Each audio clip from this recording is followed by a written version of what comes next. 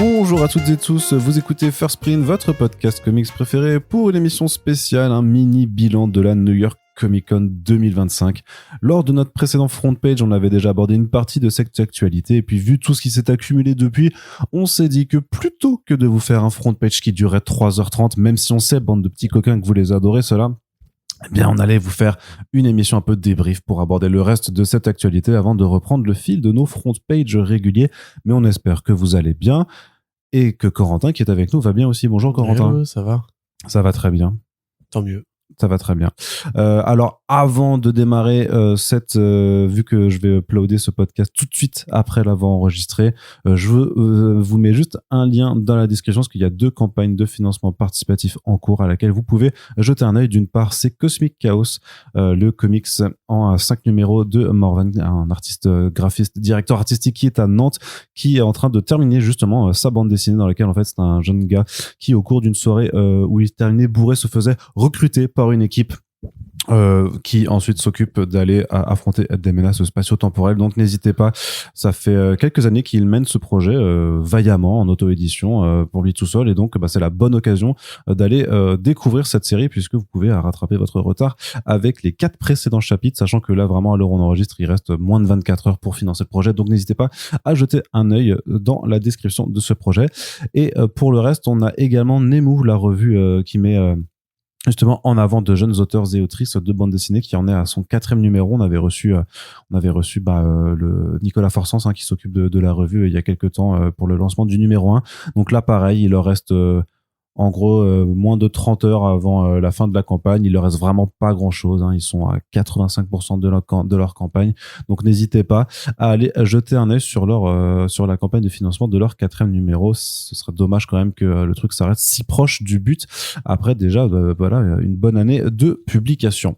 Maintenant, Corentin, on peut rentrer dans le vif du sujet avec tout ce qui s'est passé, tout le reste de ce qui s'est passé à la New York Comic Con. Mais déjà, juste un petit ressenti quand même sur est-ce que tu as trouvé que c'était une New York Comic Con intéressante à suivre à distance?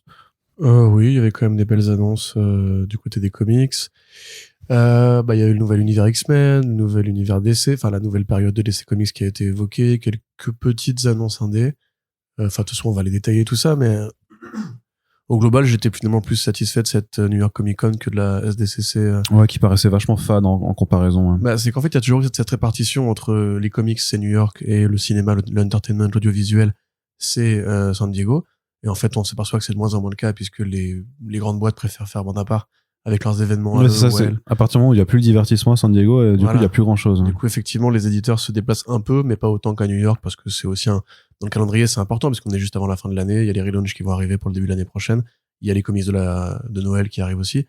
Là, ça s'est plutôt bien goupillé. Tout le monde était venu avec quelque chose de conséquent. Peut-être juste, je crois, Dark Horse qui était pas là.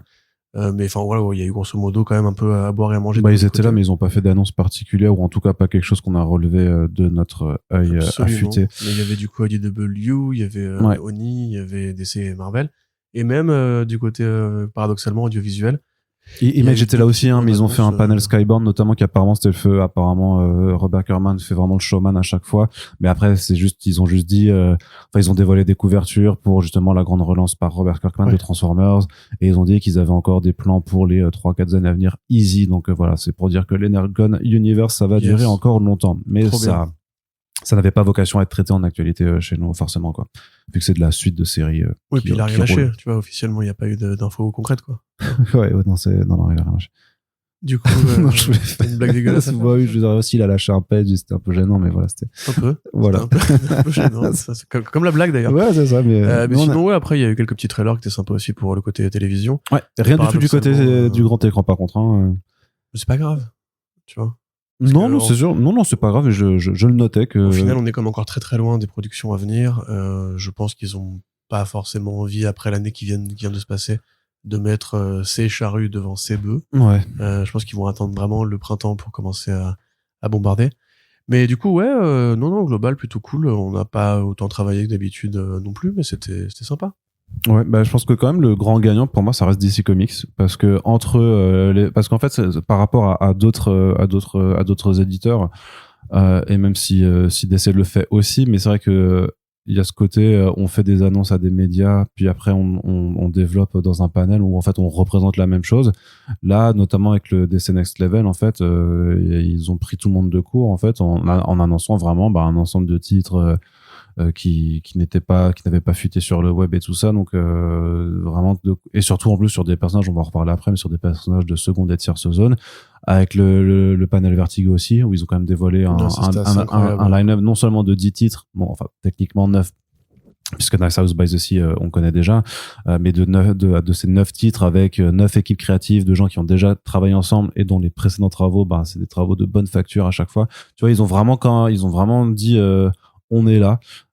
On bosse, on taffe quoi, et on est prêt à vous faire kiffer, alors que on va revenir là-dessus, mais je trouve que Marvel ne veut pas. je trouve que Marvel par contre fait vraiment petit bras par rapport à Marvel ça, ils sont dans une logique de flux en fait, c'est-à-dire qu'il n'y a pas vraiment spécialement d'événement qui peut chasser l'événement.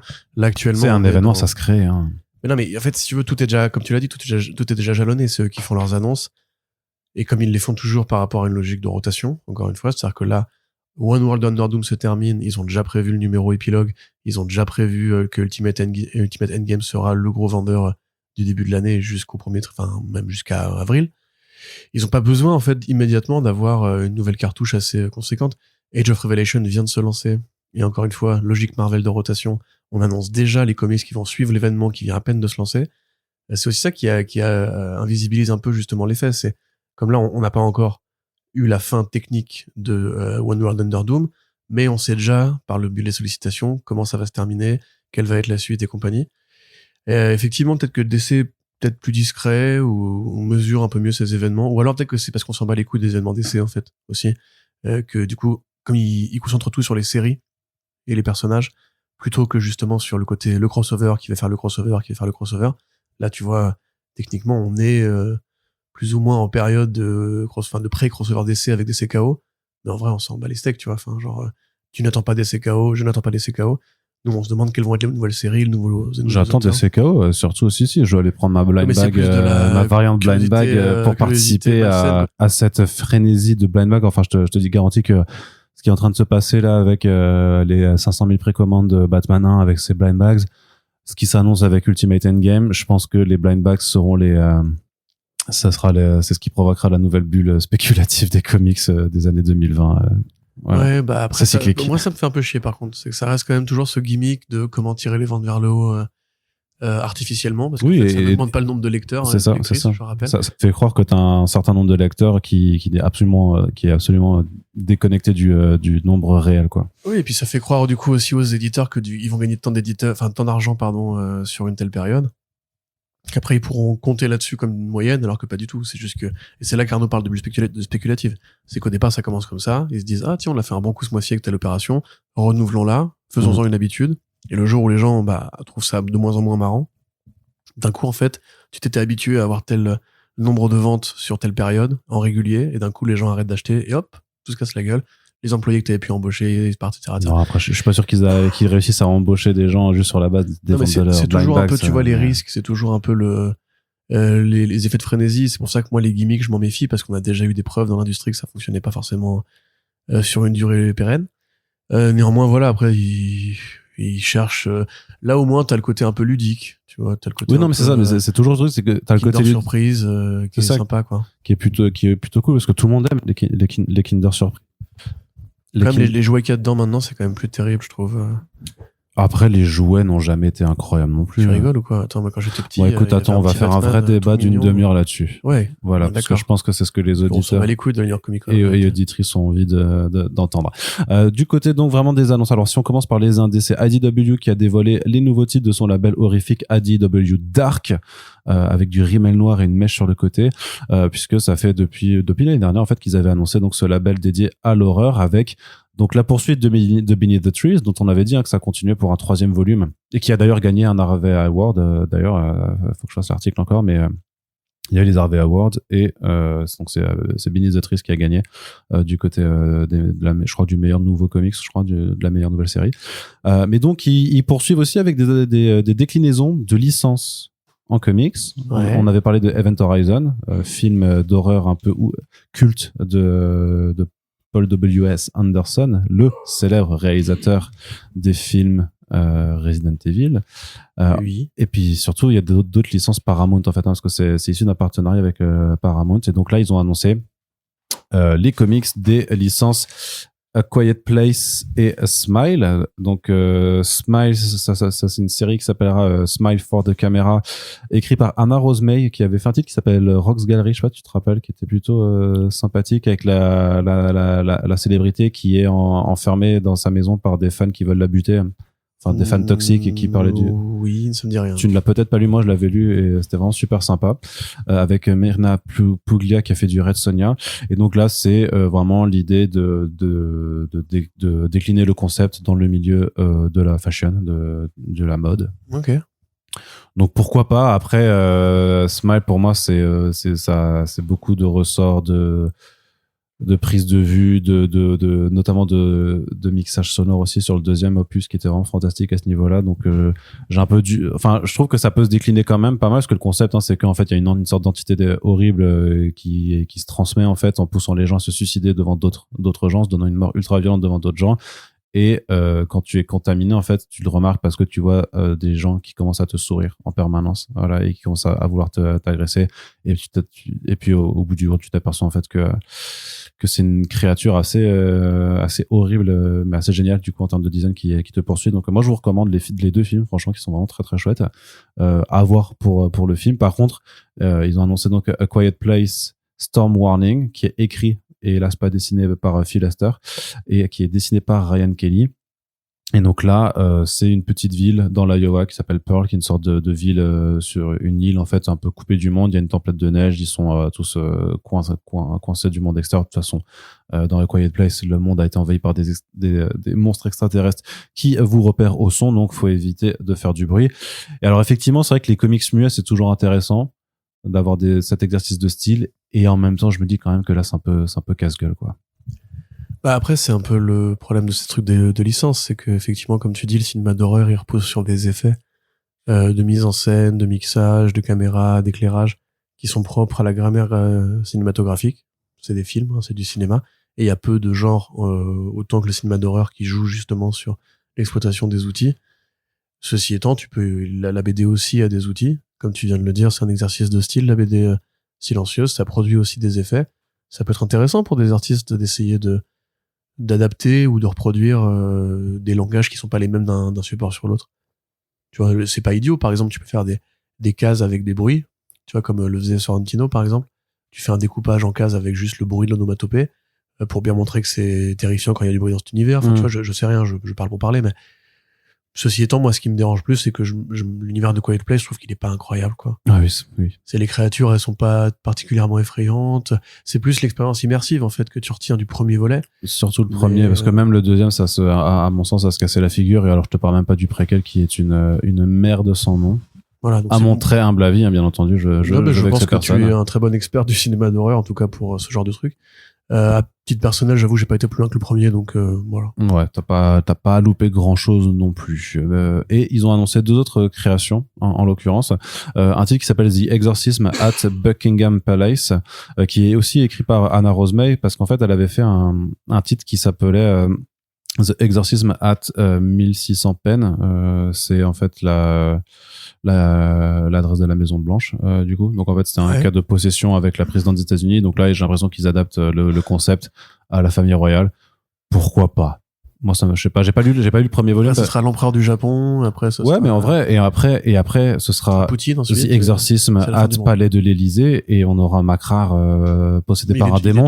Sauf qu'en fait, ce sera le vrai Macrar. Voilà. C'est ça, il y aura le twist. Ça, le twist, le twist, c'est qu'il est pas possédé. C'est lui qui possède les gens, c'est lui le méchant. C'est lui, oui, bah, là, je te bien humblement, l'idée est folle dingue et débile, mais je demande à vous. Mais l'autre ça fait quand même très série à la con là. Mais l'autre peut t'intéresser, ça s'appelle Opération Iron Coffin, et en fait là l'idée c'est écrit par Kenny Porter qui a fait Superboy The Man of Tomorrow et dessiné par Tyrell Cannon qui a fait du Fantastic Four Fanfare, et donc ça le concept c'est en gros les Anglais ils ont un bombardier, ils balancent un cercueil sur un train nazi qui contient plein d'armes, et en fait dans le cercueil il y a Dracula, et du coup Dracula il bute des nazis.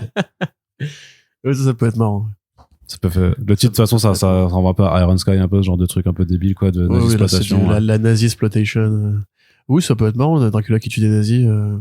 Bon, en général, tu sens tuer des nazis. C'est toujours un peu sympa. Alors, pas d'appel à la violence, s'il te plaît, Corentin. Non, mais à l'époque. On est dans une société où on n'a plus le droit de dire ça. Non, on n'a plus le droit de dire ça maintenant. Ah oui, tu tues des nazis. Non, c'est pas bien. Même rétroactivement. Ouais, c'est ça. Ah merde, dommage. Dommage. Désolé aux familles des soldats nazis dans ce cas-là. Je respecte toutes les sensibilités politiques. Qui nous écoutent d'Amérique du Sud. Je suis ouvert au débat. Hein. Corentin, on continue du côté des indés. On avait quoi? Oui, on avait aussi Onipress qui continue sur une lancée assez formidable depuis quelques années. Je pense que Hunter Gorizon, vraiment, c'est un roi. Puisqu'il a réussi à convaincre Matt Kindt d'aller chez eux pour, entre autres, créer un nouveau volume alors de Mind Management. Oui, bon, on n'a pas beaucoup de détails d'ailleurs. Mais surtout, c'est effectivement donc Matt Kindt qui, il y a 3 ans, avait ouvert une sorte de collection de maisons d'édition, de labels, d'imprint, appelez ça comme vous voulez. Grosso modo, il supervisait un poste de quasi-éditeur des titres, et il éditait surtout ses propres titres avec une casquette de auto-édition chez une maison d'édition. C'est-à-dire que c'est un truc qui est un peu devenu tendance avec des machins comme Best Jacket Press ou comment ça s'appelle, Syzygy, qui est publié chez Image Comics mais qui est officiellement un label autonome de Ashley Wood et Chris Ryall. À l'époque, Kindt avait la même envie, la même idée, pour s'affranchir un peu des cordons de la bourse et contrôler lui-même le pipeline de production. Donc ça voulait dire, grosso modo, que chez Dark Horse, qui avait aussi accueilli Dogu Publishing de Stan Sakai, s'était monté une petite collection quasiment intégralement écrite par Matt Kindt en compagnie de ses copains dessinateurs. Et c'est là que sont arrivés des trucs comme If You Read This, I'm Already Dead, Crimson Flower, je crois que c'était antérieur à ça. Il y avait Human Management Bootleg aussi, enfin il y avait eu Spy Superb, il y avait eu Hairball, le comics avec le chat hanté, etc., etc. Non, pas de blague sur le chat hanté, tiens, je me trompe. Non. Okay, t'as pas assez dormi, toi. Ouais, on se demande pourquoi. Ouais, c'est pas moi, là. C'est pas moi. C'est fou. C'est pas moi qui ronflais, tu fais chier. Vous étiez deux. Donc, en canon, c'est ça amplifié, là. L'enfer. Donc, qu'est-ce que je voulais dire? Effectivement, encore une fois, on a convaincu Matt Kindt de venir, en fait, déplacer le catalogue Fluxhouse chez lui, donc à Onipress. C'est déjà une très grosse prise, parce que ça représente, en fait, tous les titres rétroactivement de la bibliographie de Kindt. Sauf ceux qui sont signés chez des maisons qui n'ont pas voulu lâcher les droits, évidemment. Et sur la promesse, entre guillemets, de monter des adaptations.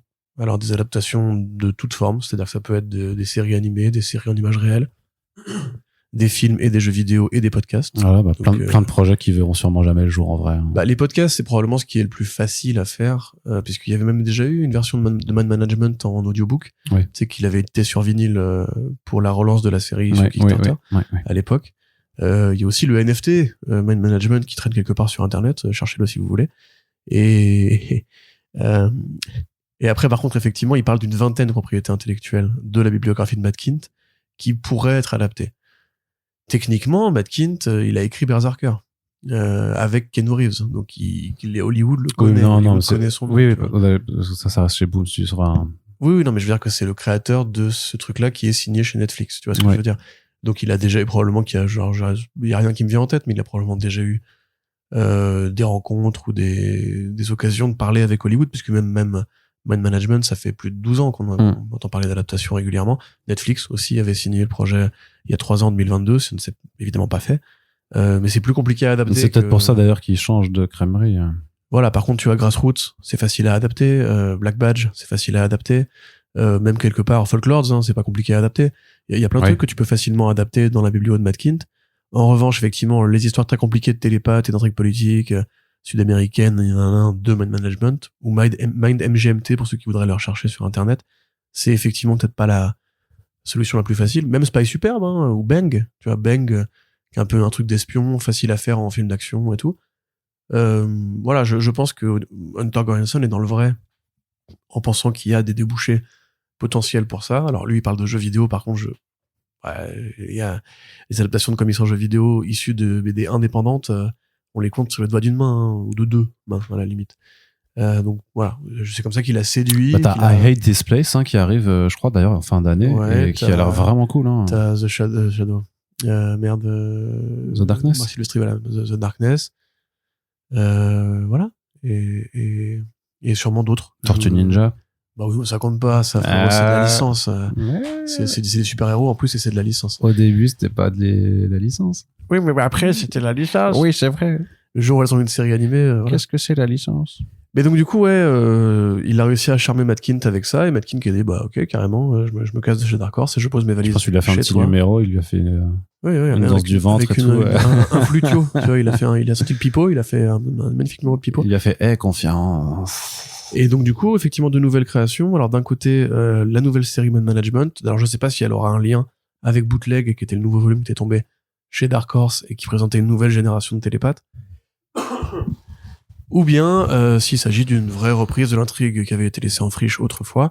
Et à côté, il y a un autre projet qui est une création originale, et c'est l'histoire de... Ça s'appelle Fort Bayou. Non, Fort Bayou. Peut-être Fort Bayou. C'est l'histoire de militaires commandos qui s'échouent sur une île et qui vont devoir en fait vivre en coexistence pacifique. Fort Psycho. Fort Psycho. Qui vont devoir vivre en une espèce de coexistence pacifique dans une série en 12 numéros que Matt Kindt présente comme une déconstruction des codes de l'espionnage, des séries militaires. Donc on sait qu'on aura beaucoup de flashbacks sur les différents personnages de ce petit groupe tactique, qu'ils vont se trahir les uns les autres. Et Oni présente ça, eux, comme un croisement entre Lost et Mission Impossible. Mission Impossible. Oui, alors Mission Impossible ou G.I. Joe, puisqu'ils se disent juste parce que grosso modo c'est des super agents. Tu vois, c'est un peu la bande effectivement de Ethan Hunt. Moi, ça me fait carrément envie. En plus, c'est pas lui qui dessine, donc c'est Brian Hurtt qui dessine. Voilà, les gens qui n'aiment pas le style de Matt Kindt, du coup, auront un contournement. Puis même que lui aille chercher le côté déconstruction à la Watchmen, c'est super cool. Parce qu'encore une fois, Kindt, les séries militaires et les séries d'espionnage, on le dit à chaque fois, c'est un peu son pain quotidien. Sa zone de confort. Voilà, mais généralement, il va toujours trouver un petit gimmick, une petite approche un peu supplémentaire. Donc, grosse signature pour Oni, qui est effectivement, entre EC Comics, entre tous les projets qu'ils ont annoncés entre-temps, ça commence vraiment à devenir très gros, quoi. Et limite plus que Dark Horse, qui a quand même encore les séries de l'univers Mignola, qui a encore toutes l'espèce de célébrités qui viennent faire des comics chez eux. C'est plus en termes de dynamique, en fait, que t'observes qu'on parle de plus en plus d'Onipress, en fait, qu'ils font plus l'actualité, effectivement, que Dark Horse. Bien sûr. Mais après, Kindt, il vient de Valiant et Bad ID, donc Matt Kindt, Goranson, il le connaît depuis longtemps. Ils ont travaillé ensemble pendant 10 ans, quoi. Donc, du côté de Marvel, donc, on sait quelle sera la prochaine étape, tu le disais, en préambule, après Age of Revelation. Ça s'appelle X-Men Shadows of Tomorrow, donc une nouvelle période mutante qui s'ouvre dès janvier 2026. Ça, on l'avait pisté, hein, que les séries allaient toutes s'arrêter en décembre 2025 pour qu'il y ait un relaunch généralisé des X-Men. Sauf que ce sera pas un vrai relaunch généralisé, puisqu'en fait, il y a certainement une partie des séries qui étaient en cours qui vont reprendre leur numérotation telle qu'elle était avant Age of Revelation, c'est-à-dire c'est vraiment l'effet, c'était quoi l'effet Zero Year? C'était Zero Year où elles étaient reparties au numéro 0 puis elles reprenaient leur numérotation normale, il me semble. Le Zero Months, pardon, le pas Zero Zero Month, Year. ouais. C'était pendant Night of the... non, je sais plus. Non, c'était le premier événement, parce qu'il y avait eu le Zero Month, puis le Villains Month. Puis, mais dans le Zero Months, en fait, c'est ça. Ouais, c'était au numéro 0. Ouais. C'était au numéro 0, puis sûr. après elles repartaient au numéro suivant. Ouais, bon, après, ça avait les 1 million, bref, pardon. Donc, là, grosso modo, ce qui reste en canon, ce qui reste avec sa numérotation, c'est X-Men, Wolverine, et il me semble que c'est tout. Ouais, c'est ça. Voilà. Et c'est les mêmes équipes créatives à une variation près, c'est que Tony Daniel va récupérer le dessin de X-Men à la place de Ryan Stegman, enfin de Neto Diaz en vérité, mais voilà. Et que je crois aussi... comment il s'appelle, putain, celui qui travaille avec Gail Simon, David Marquez, revient sur Uncanny X-Men après avoir été un peu absent avant l'événement. Alors effectivement, comme tu dis, on le savait dans le sens où Age of Revelation, et pareil, c'est là que, encore une fois, ce côté un peu gimmick à la Marvel de on va annoncer un gros crossover en reprenant les événements de Age of Apocalypse, on vous promet un futur possible incroyable où il va se passer plein de choses, 16 séries en canon, dont du Spider-Man, alors qu'il n'y a rien à voir, frère. Le radioactif Spider-Man. Voilà. Avec ses petits bras, là, en plus. Et en fait, au final, ça ne va durer que 3 mois. C'est que ça va s'arrêter, tu vois, le chat dans Mission Cléopâtre, 3 mois. Ça va se terminer 3 mois. Ça va se terminer en décembre, direct, et dès janvier. Donc, on savait très bien que c'était une forfanterie de ce nul de Tom Brevoort pour, en fait, relancer l'univers X-Men et dire, grosso modo, From the Ashes, vous aimez pas. Et en vrai, c'est ça, quoi. Enfin, qu'on arrête de se mentir, tout le monde a l'air d'être assez soulagé en vérité sur les pages Reddit et les comptes fans de chez Marvel, parce qu'effectivement From the Ashes, ça a été un peu un pétard mouillé. Là, du coup, Shadows of Tomorrow, a, je pense, pour objectif vraiment de faire un peu tabula rasa et de dire, ok, gardons les bons éléments. C'était quoi les bons éléments? Le Wolverine, plutôt bien apprécié. Les gens ont l'air oui, puis assez Wolverine, contents. il se vend. Wolverine se vend. Les Uncanny X-Men de Simon, c'est vrai. Je suis premier à dire, c'était l'une des meilleures séries du crew.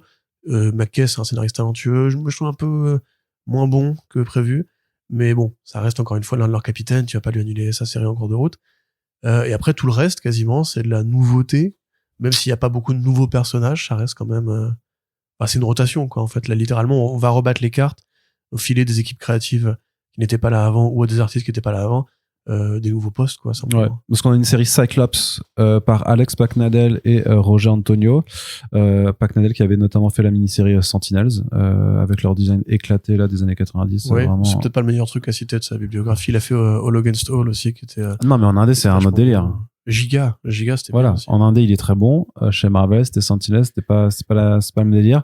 Et le principe, c'est que c'est Scott Summers qui est séparé des X-Men, qui est dans une région montagneuse inhospitalière, et que son casque qui lui permet de canaliser sa vision calorifique comme Superman, oui, enfin vision laser, optique, ça c'est rafale optique ou vision laser, optique, ouais. Ne marche plus, donc il devient un danger pour tout le monde. Et en plus, eh bien, il est pris en chasse par Donald Pierce et son armée de cyborgs. Donc ça va vraiment être du survival avec Cyclops. Ouais, ce qui signifie sans doute que la série ne durera qu'un temps. Oui, non, oui, parce que il va bien devoir rejoindre au les bout de 6 X-Men. à 10 numéros, quand ils l'auront annulé, ils le mettront dans une équipe, puis voilà, quoi. C'est vrai qu'ils n'ont pas annoncé de durée pour chacun de ces titres. Hein. On a Generation X 23 par Jodie Hauser qui a fait Face et Mother Panic, et Jacopo Camani qu'on avait vu sur une série qui s'appelle Nomen Omen, notamment une création italienne qui était vraiment plutôt sympathique. Très bien, ouais. Donc ça, c'est Laura Kinney et Honey Badger qui vont rencontrer une amie de longue date qui leur renvoie à leur passé, et notamment au passé d'assassin de Laura. On n'a pas trop de détails en plus, si ce n'est que celles et ceux qui aiment les dérivés de Wolverine en fait apprécieront. Oui, celles et ceux qui aiment bien Jodie Hauser, même si c'est en dents de scie, comme d'habitude. Sachant que sur la couverture, tu les vois qu'elles affrontent effectivement aussi des cyborgs avec des griffes de Wolverine. En fait, j'ai l'impression elles vont se retrouver dans un laboratoire qui essaie de reproduire encore l'expérience Weapon X, quoi, et qui aura encore des... Le pourrissement de la culture comics. Ouais, le truc. On a Inglorious X-Force. Alors, c'est comme Inglorious Bastards, mais avec des X-Men à la place. C'est-à-dire qu'en fait, ils se téléportent dans le temps, ils vont essayer de buter Hitler dans un cinéma en lui foutant le feu. Non, c'est pas ça du tout. C'est Tim Seeley qui écrit. C'est pas mal. C'est sympa. Ouais, bien sûr. J'essaie de te happer un peu.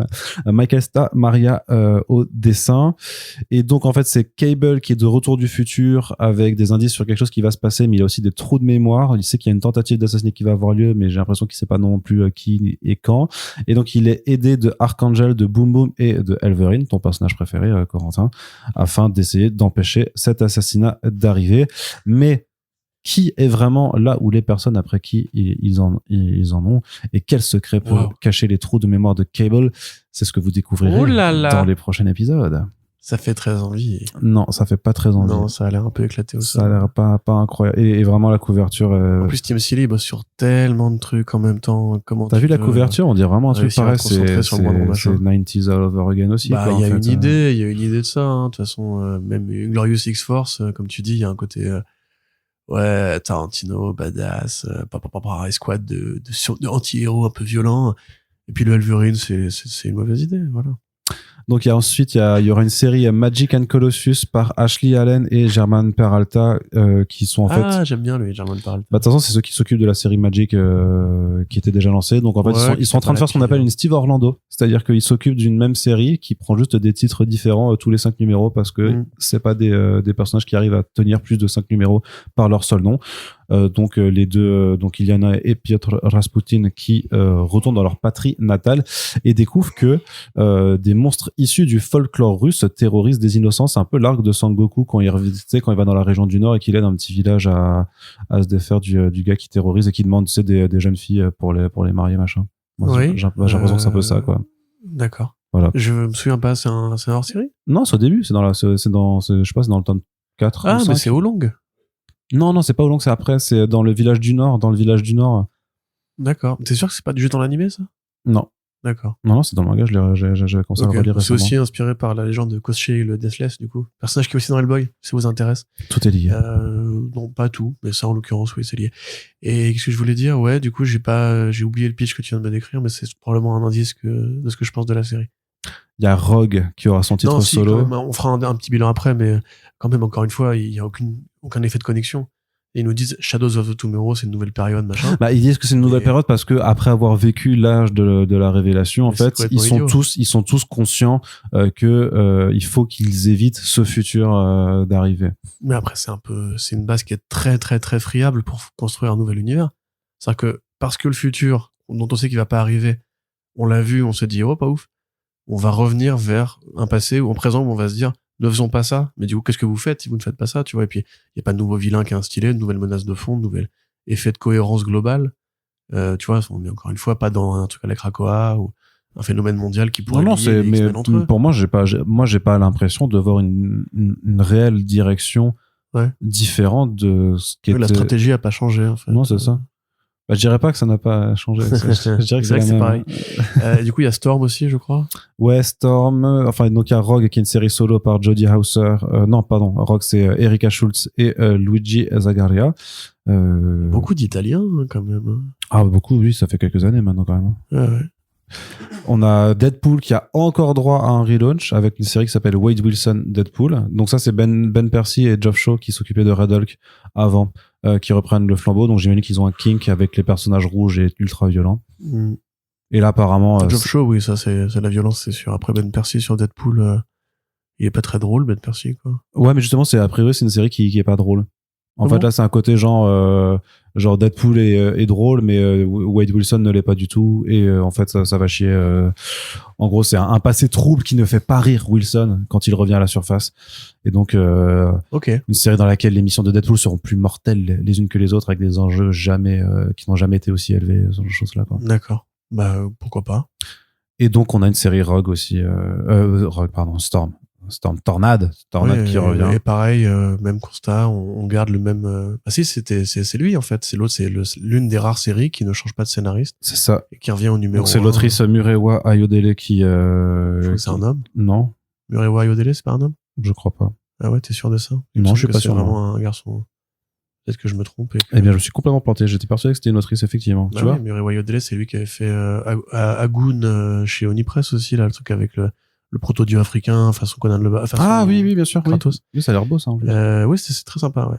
Et ce que je voulais dire, mais du coup, ouais, on change juste le dessinateur, en l'occurrence, la dessinatrice, je sais plus, pour, en fait, le volume suivant, c'est-à-dire, grosso modo. Ah, c'est vrai, c'est Federica. Du coup, je pense que Federica, ça doit être une dessinatrice. Il y a des chances. Peut-être. C'est Federico masculin, ouais, c'est ça, Apprenez l'étymologie des noms et prénoms, grâce à First Print. Ouais, j'ai l'impression. Ok, bon, c'est pas grave. Ceci étant, voilà, en fait, là, je m'en souviens à peu près. C'est Storm qui revient sur Terre pour embrasser son statut de protectrice de l'espèce humaine, parce que c'est la plus puissante des mutantes, c'est une déesse, nanana. Et puis, bien sûr, une figure de son passé va revenir, un nouveau vilain. C'est à chaque fois, c'est des figures du passé qui reviennent, quoi. Genre, Bah ouais, mais c'est pour ça que moi, je parle de pourrissement, en fait. Je suis désolé, c'est pas que ça m'obsède ou que ça me réveille la nuit, mais Krakoa, c'était une nouvelle idée. Et encore, non, même pas, c'était même pas une nouvelle idée, c'était Genosha, mais en réussi, quoi. Ouais. Et dans la vraie vie, il aurait peut-être fallu assumer l'effet de nouveauté, plutôt que de se dire, on a essayé la nouveauté, revenons aux classiques, revenons aux fondamentaux. À un moment donné, là, peut-être que je me trompe, peut-être que j'ai l'air un peu aussi d'un pisse-froid, hein, je m'en rends compte, évidemment. Il est pas impossible que ce soit juste des séries qui ont plus de nouvelles choses à raconter. Là, vous avez entendu les pitchs. Bon. Après, je les ai peut-être mal racontés, mais c'est parce que j'ai dormi 4 heures, quoi. Magic et Colossus qui vont en Russie pour combattre des démons, t'as envie de dire, frère, ça va nulle part. Enfin, et quelle est la finalité utile de cette série, tu vois? D'occuper de la place sur des étals de comic shop. Ouais, mais je pense que c'est ça. Hein. Désolé d'être le mec le plus pragmatique du monde. Non, mais t'as raison. Après, voilà, moi j'attends encore une fois, du coup, la vraie grande relance des X-Men. Je continuerai à lire le Uncanny de Gail Simon et peut-être une ou deux de ses séries si un truc intéressant. Sachant que c'est évidemment qu'une première vague, hein, je pense qu'ils ont prévu d'autres trucs. Il faut bien réussir à atteindre de nouveau les 16 séries X-Men. Bah oui. Pour refaire un crossover de 3 mois ensuite l'année prochaine. Exactement. Ce sera Age of Revelation. Ça sera 12 ans dans le futur. Ce sera Age of Revelation 2. Age of New Revelation. C'est ça. All New Revelation. All New Age of All New Revelation. All New, All Different Age of Revelation. C'est vrai que t'as l'air fatigué, là, par contre. Mais oui, non, mais il faut que je le dise quand même. Ouais. Il faut que je le dise quand même. Pourquoi je suis fatigué? Parce que on est allé à Grenoble enregistrer un podcast que vous entendrez bientôt avec des brasseurs qui est plutôt cool, où on parle de création d'étiquettes et de bière, et on s'est partagé donc un logement avec Corentin et notre ami Fabrice. Enfin, notre ami, voilà. Oui, bon après tu sais, les mots ont un sens quand même.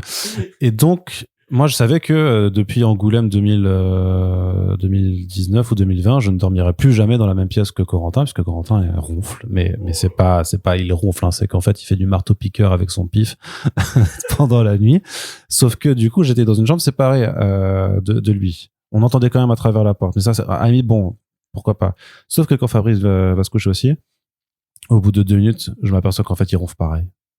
Et là, du coup, il est 2h du matin et je me dis non, mais c'est pas possible. En fait, je vais juste pas dormir en fait et je peux plus faire de nuit blanche. Donc j'ai pris ma couette, mes oreillers et je suis allé me poser dans la salle de bain. Et même avec ça, je les entendais quand même ronfler. J'ai dû aller prendre un Xanax pour me forcer à dormir, quoi. Alors après, je tiens à dire quand même que même moi, qui pourtant ronfle fort, donc il a réussi à me réveiller à travers le mur. Ah ouais, non mais les deux, des animaux, quoi. Donc c'est pour ça que je suis extrêmement fatigué. J'ai dormi 4 heures parce que Fabrice est désolé. Parce que mes potes ronflent comme des fous furieux, quoi. Allez, Corentin, du coup, il faut que les gens sachent, quoi. Sinon, ils vont pas comprendre quoi. Je suis tellement éteint. On t'isolera l'extrait pour que tu l'envoies à ta meuf. Hein.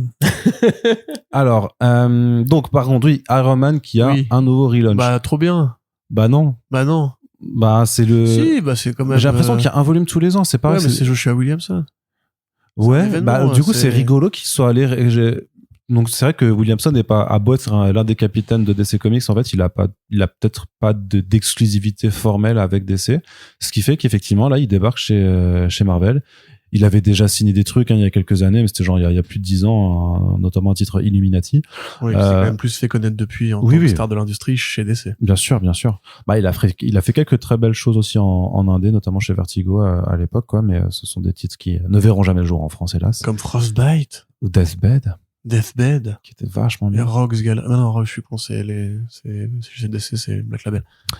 Et donc, c'est qui? Alors, donc, c'est Williamson qui écrit, c'est Carmen Carnero, qui était sur Exceptional X-Men avant, qui dessine, avec des couvertures de Ryan Otley, et en gros, il y a Madame Masque, c'est ça? Ouais, Madame Masque qui va s'en prendre. Ouais. Et toi qui as un petit kink sur Madame Masque. Une obsession même. Tu te dis du coup que ce volume peut être bien parce qu'en gros, Madame Masque essaye de créer un nouveau Tony Stark pour l'utiliser comme arme contre Tony Stark, quoi, en gros. Non, mais tu vois, tout à l'heure, tu disais encore un relaunch pour Deadpool. J'ai envie de dire encore un relaunch pour Iron Man aussi, quelque part. Oui, ils ont dû, le volume de Ota, de Spencer Ackerman et Julius Ota, il a duré, c'est 10 numéros, quoi. Voilà, c'est ça. On sait que ça n'a pas pris. Auparavant, c'était Cantwell qui a fait un très bon travail. Encore auparavant, c'était Dan Slott. Non, mais t'avais Jerry Duggan aussi. Entre Cantwell et Spencer. Et tu vois, ces séries, en fait, qui sont vraiment des séries de flux, où on tente de prendre un mec, on dit, lui, peut-être ça serait pas mal, ça serait la bonne combinaison. En vérité, généralement, au bout de 5-6 numéros, tu comprends globalement quelle va être la nouvelle direction. Mais il y a plus vraiment d'ambition, tu vois, il y a plus vraiment de projet, façon, entre guillemets, Jonathan Hickman, façon Bendis. C'est pas très disruptif, quoi. Il faudrait commander ces séries pour 20 numéros, je pense. Alors, c'est un risque qu'ils ne sont pas prêts à courir, je comprends très bien.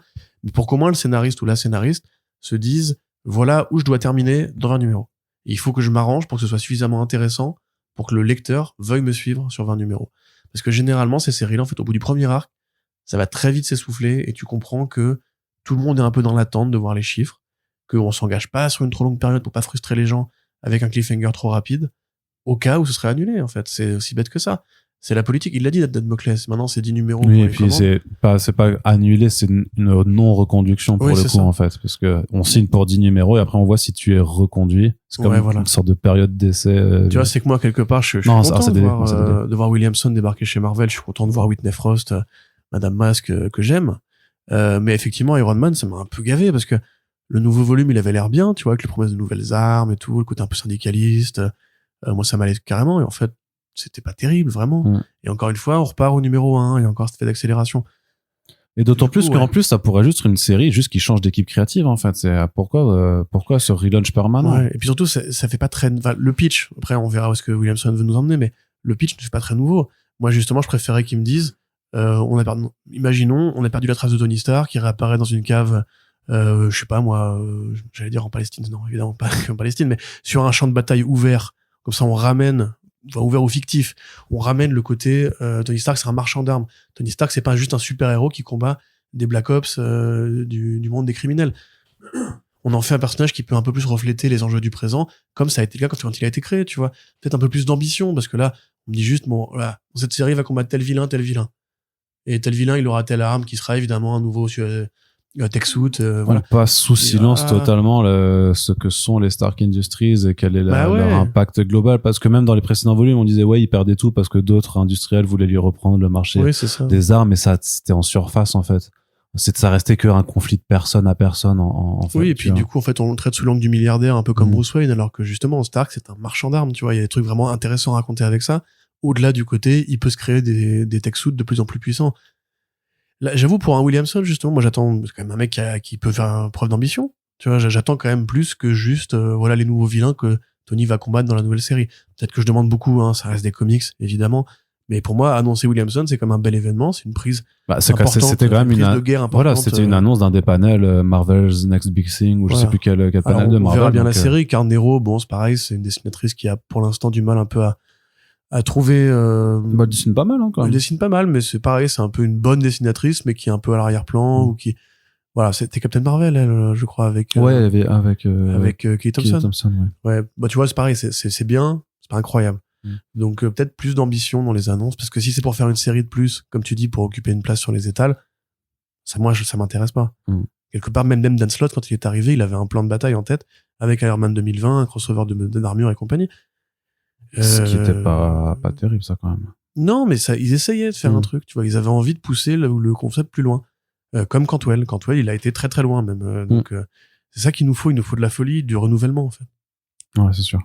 Dungeons of Doom, un épilogue à One World Under Doom, Corentin? Mais non, je te l'ai dit avant de préparer l'émission. Qu'est-ce que c'est alors? C'est une anthologie? L'épilogue, ce sera le numéro de Chip Zdarsky qui est attendu pour le mois de décembre, là, avec le Red Hulk qui tient, j'ai oublié le nom, qui tient le masque de Doom.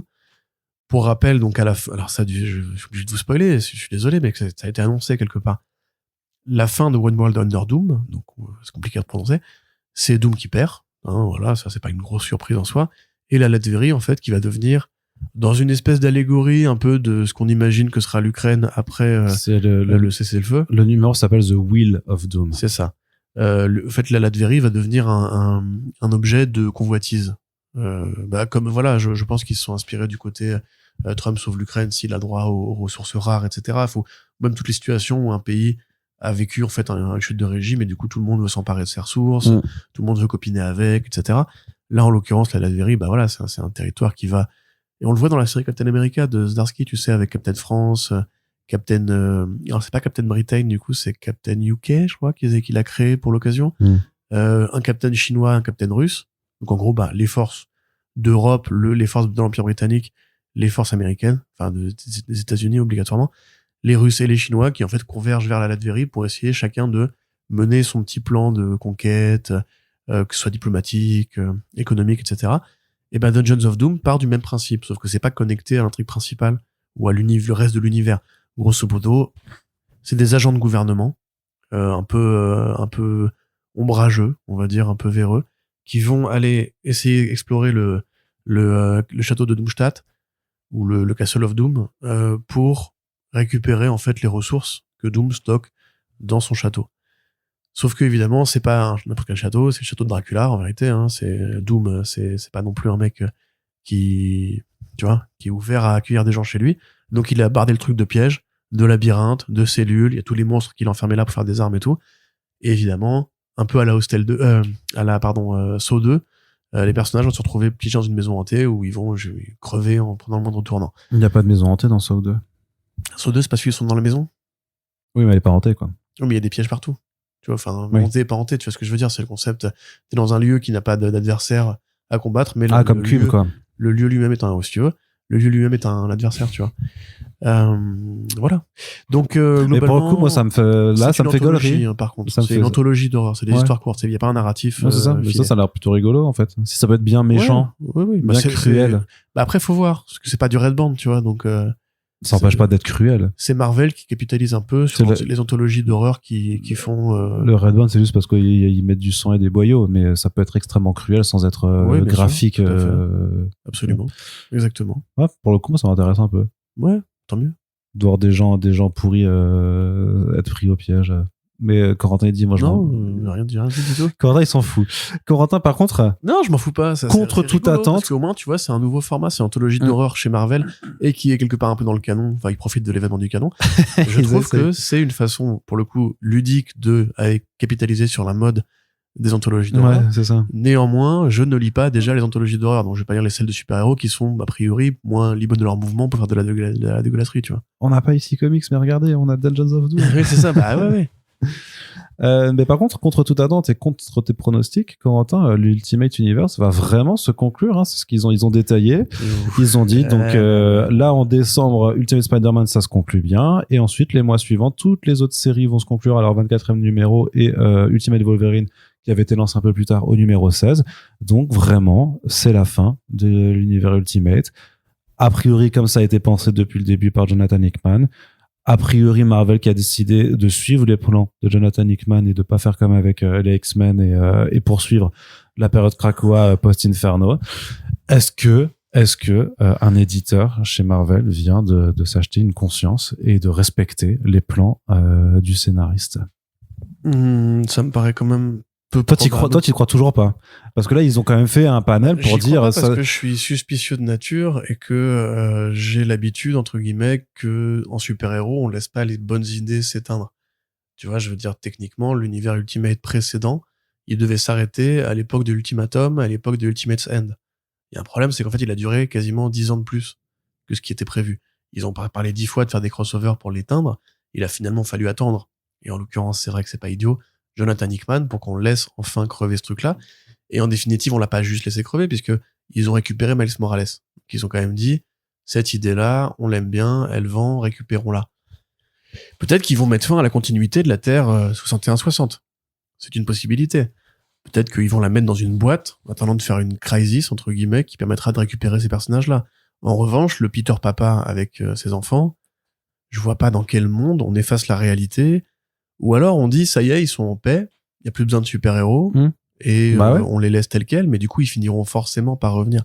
Mais ce truc quand même, il a déjà vendu une fois chez Marvel, il ne peut pas s'arrêter. Regarde, Null, c'était le vilain. Mais c'est peut-être l'exception qui va confirmer la règle. Non, c'est pas possible. Et c'est vrai qu'il y a un truc, tu te rappelles que je crois que c'est pour la série Miles Morales où ils ont dit qu'il allait ramener les boîtes d'activation de pouvoir sur 616. Donc, les Origin Boxes. Les Origin Boxes. Les trucs que le maker avait planqués qui permettent d'activer effectivement les super pouvoirs de certains personnages. Donc c'est peut-être ça la suite en fait pour l'instant. Ouais, c'est la seule conséquence vraiment utile de Incursion a priori, c'est que effectivement Morales rentre à la maison avec des boîtes d'origine de pouvoir. Ça fait très léger, je trouve, déjà pour justifier un événement qui était quand même médiocre. Enfin, je veux dire, la série était très mauvaise quand même. Hein. C'était vraiment Miles Morales se balade sur la Terre 61-60, rencontre des gens qui lui disent va plutôt voir là-bas, et à la fin il part avec des boîtes. C'était une quête de PNJ dans The Witcher. Mais littéralement. Et en l'occurrence, tu vois, le truc c'est que non seulement j'ai pas spécialement envie que ça s'arrête parce que je trouve qu'il y a quand même des bonnes choses qui sont nées de cet univers-là. Je pense que ils pourront se passer des X-Men japonais de Momoko vu qu'ils n'ont pas forcément trouvé recette.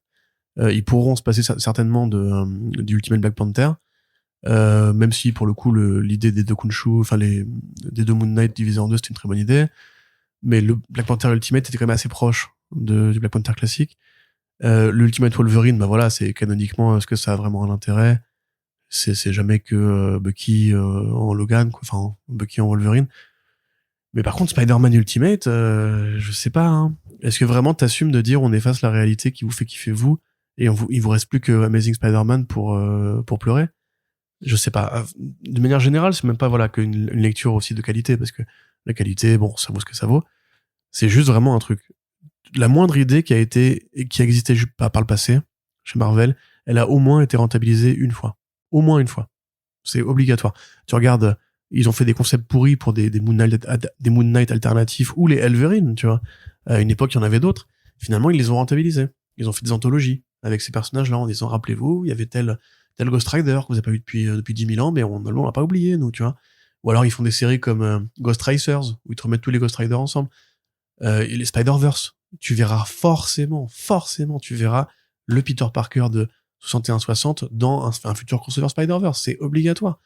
Quand une série a vendu, Marvel ne la laisse pas crever. Alors, encore une fois, je sais pas, hein, peut-être qu'effectivement, cette règle-là, ils peuvent accepter de la briser une seule fois, pendant un temps. Mais dans 5 à 10 ans, on les aura revus, ces personnages-là. Enfin, voilà. Moi, de base, je n'y crois pas parce que même le Ultimate Red Richards, enfin, le maker, est déjà un exemple, entre guillemets, assez tangible et concret du fait que non, rien ne finit jamais, en fait. Et que sans le vouloir, quand il a dit ça, Alan Moore a écrit le manuel d'utilisation des super-héros, puisque rien ne finit jamais. Jean-Paul Vallée, il est revenu après avoir été Batman. On l'a pas dit, casse-toi, et il ne revient plus, tu vois. Personnages Hush, il est revenu. Pourtant, Hush était le d'une seule histoire. Et il est revenu. Tout revient tout le temps. Donc là, on parle d'une réalité entière. Forcément, Hickman, en plus c'est Hickman, il y a peut-être une Secret Wars 2 dans un coin de sa tête pour 2028, au moment où... C'est une Secret Wars 3, alors. Secret Wars 3, ouais. Enfin, bon, plutôt la suite de sa vraie Secret Wars, on va dire. Au moment où ils feront le film Secret Wars. Et là, il dira, ah, vous vous rappelez, on vous avait dit qu'on avait éteint la ligne des Ultimate. Eh ben voilà, Time Runs Out 2, elles vont s'entrechoquer elles aussi. Et maintenant, c'est le moment de faire la baston. Tu vois, c'est des trucs qui, pour moi, sont pas inenvisageables. Après, peut-être qu'effectivement, ils vont très bien jouer leur coup, que ce sera vraiment crédible pendant une très longue période. Mais de mon point de vue, je pense qu'avant que toi et moi, on ait atteint l'âge canonique de prendre nos retraites, on aura revu ces personnages, même s'ils tiennent vraiment très très fort à leur gros mensonge. Quelle retraite? Oui, c'est vrai. La réforme a été suspendue, on n'en sait plus, du coup, si on aurait une retraite ou pas. Attends. De toute façon, même si on en a une, ce sera pas extraordinaire. Mais du coup, voilà. Après, par contre, s'ils le font et que ça n'aurait été qu'une expérience de 2 ans et quelques, 2 ans et demi, en disant, regardez, on peut avoir un univers qui a un début, un milieu et une fin, moi, je serais ravi. Parce que, effectivement, c'est ce qu'il faudrait, je pense, dans les comics, des fois, c'est d'assumer qu'il y a une fin, d'assumer qu'il y a une conclusion, une clôture. Mais maintenant, tu me diras ce que t'en penses, que je monopolise la parole. Mais ça me paraît quand même un peu gros qu'un truc qui vend bien, qui leur fait du pognon, qui leur ramène de nouveaux fans et qui offre un palliatif à toutes celles et ceux qui n'aiment pas les séries actuelles de la Terre principale, s'arrête en si bon chemin, tu vois. Bah ouais, mais d'habitude, en fait, moi, je suis plutôt d'avis bah, quand un éditeur annonce quelque chose, de le croire, en fait, de pas remettre en doute sa parole de façon factuelle, en fait, parce que là, ils font une présentation. C'est pas des rumeurs, c'est pas des bruits de couloir, c'est une présentation devant le public, devant les retailers d'abord, puis devant le public de la New York Comic Con, en détaillant vraiment, en mettant vraiment les séries se concluent toutes, machin. Ils ont incité, Dennis Camp, il a fait un truc en disant c'est l'aboutissement de tout ce que j'ai voulu faire et tout ça. Enfin, il y a tout. D'ailleurs, quand ils ont lancé la mort de Wolverine, t'y croyais, t'étais en mode genre c'est fini, on verra plus jamais. Bah, il est vraiment mort. Non, bah non, il y avait Old Man Logan qui était là déjà. Mais c'est pas pareil parce que la mort de Wolverine, enfin, c'est effectivement bien sûr qu'ils allaient pas se débarrasser de Wolverine. Là, ça peut être vraiment une sorte de micro-expérience de... Miles Morales, ils s'en sont débarrassés. Quand ils ont mis fin à la Terre 1610. Non, mais il y avait Secret Wars dedans. C'est encore différent, je sais pas, j'ai pas envie de... Enfin, j'ai bien envie de leur laisser le bénéfice du doute. Non, mais très bien. Moi, j'admire ton optimisme. Je sais pas d'être optimiste, j'attends quand même de voir, mais je suis pas là pour le coup avec cette insistance, le fait de détailler avec les déclarations de chacun.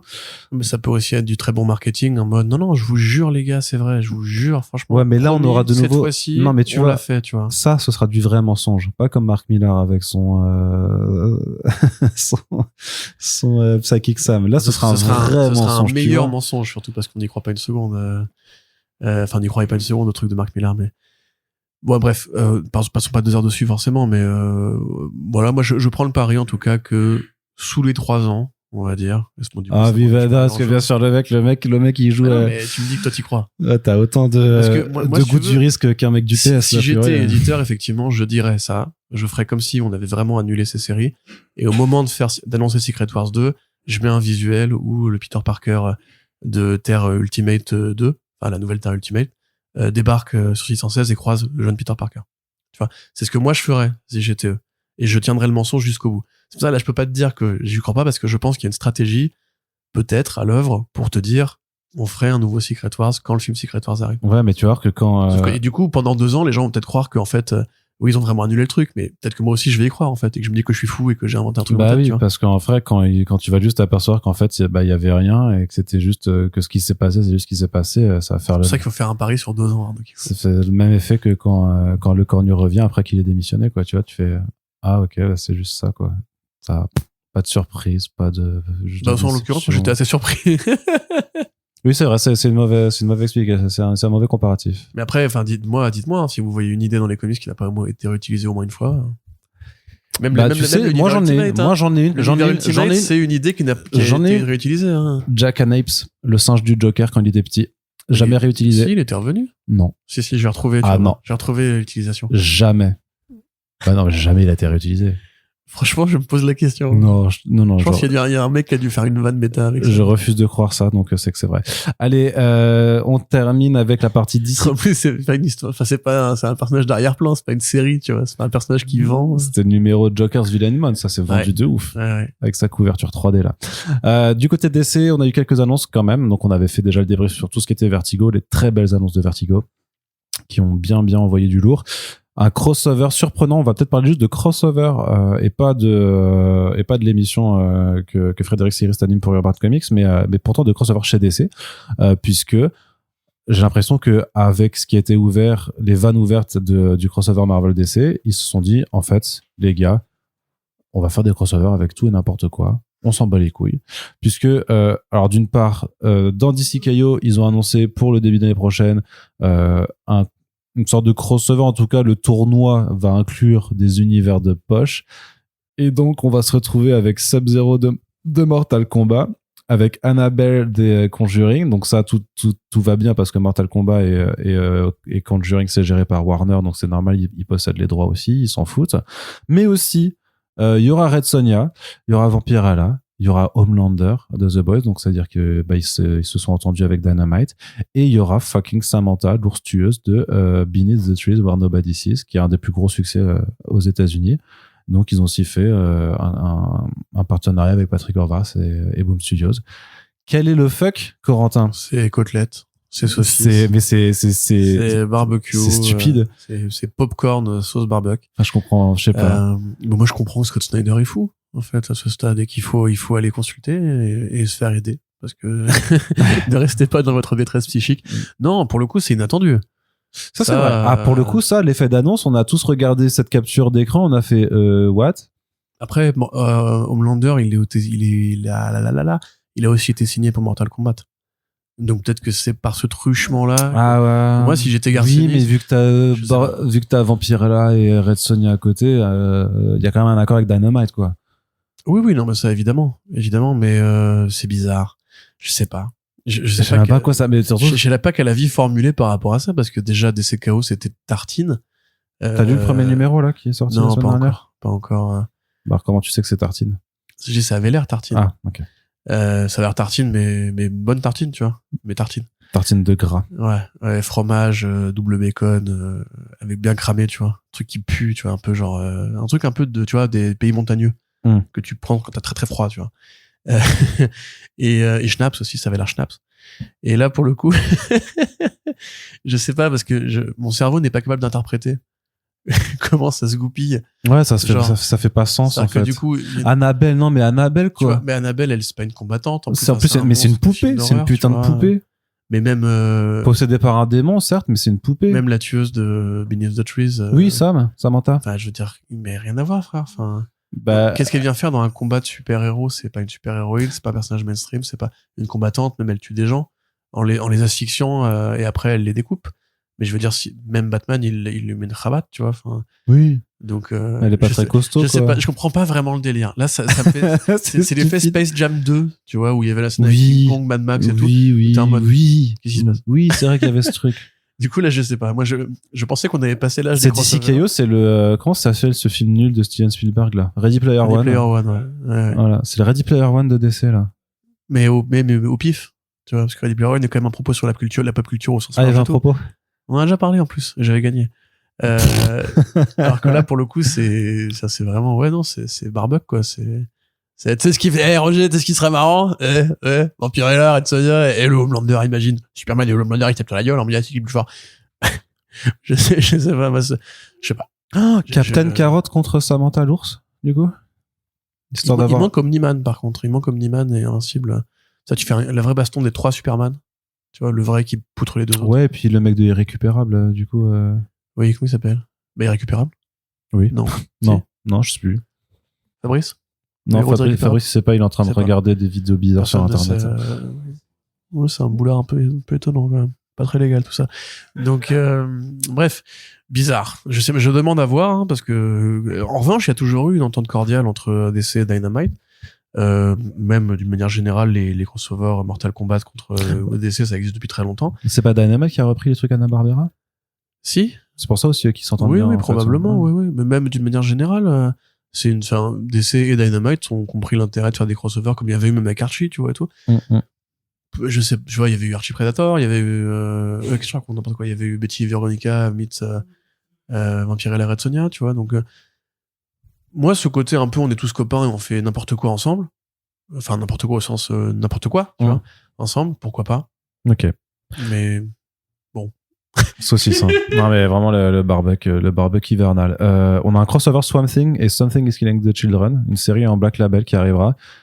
Et par James Tynion Ford et Werther Dell'Edera, donc l'équipe créative de Something is Killing the Children, qui ramène Swamp Thing dans l'équation. Bah ça, je pense qu'en fait, c'est Tynion Ford qu'on a eu marre qu'on lui fasse le jeu de mots Swamp Thing is Killing the Children. Mais qui faisait ce jeu de mots? En vrai, moi, je l'ai souvent en tête. Dès que je dis Swamp Thing, maintenant, j'entends Swamp Thing is Killing the Children. Je sais pas pourquoi, mais ça m'obsède un peu. Mais bah quand même, Swamp Thing, it's Killing the Children. Bah, on l'a déjà fait un podcast Swamp Thing is Killing the Children. Non. Ouais, moi, j'ai jamais pensé. Moi, je suis normal, en fait. Dites-moi si vous avez déjà, quand on dit Swamp Thing, ou entendu la suite Killing the Children. Enfin, je sais pas. Bref. Bah non, déjà, Swamp Thing ne tue pas d'enfants, en général. Mais je sais, mais... D'ailleurs, c'est marrant parce que James The Force, il a quand même dit au panel, alors par contre, non, Swamp Thing ne va pas tuer des gamins, soyez rassurés, c'est pas vraiment le propos du truc. Il peut tuer des gamins, mais il choisit de ne pas le faire. C'est ça. Il faut être capable d'une grande force physique et d'une grande violence pour être pacifiste. Donc, non, mais j'imagine que c'est juste que c'est Erika Slaughter qui va débarquer dans une ville où il y a un monstre et il y aura Swamp Thing aussi, parce que ce sera, voilà, c'est ça. Parce que Swamp Thing, il chasse des monstres dans le bayou, les communautés rurales des États-Unis.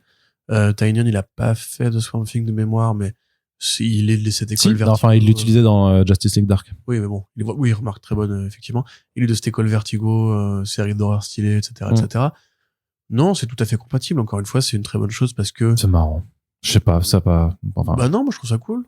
Oui. Je trouve ça cool. Par contre, ouais, il vaut mieux espérer que, entre guillemets, l'album soit bien distribué parce qu'après, c'est pas sûr que ce soit réédité plus tard si DC change de politique et décide que en fait, ces crossovers-là sont pas intéressants. Mais derrière, voilà, moi je trouve ça sympa que toute l'industrie se mette ensemble et dise, regardez, enfin sauf Marvel, regardez, on est tous copains, partageons les pouvoirs et les franchises, tu vois. Moi, je vois un comics Tynion Ford avec Swamp Thing dedans, de toute façon, je sais que je vais l'acheter. Ok.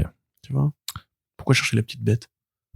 Oui, c'est vrai. Pourquoi DC, la dernière annonce de comics, c'est DC Next Level.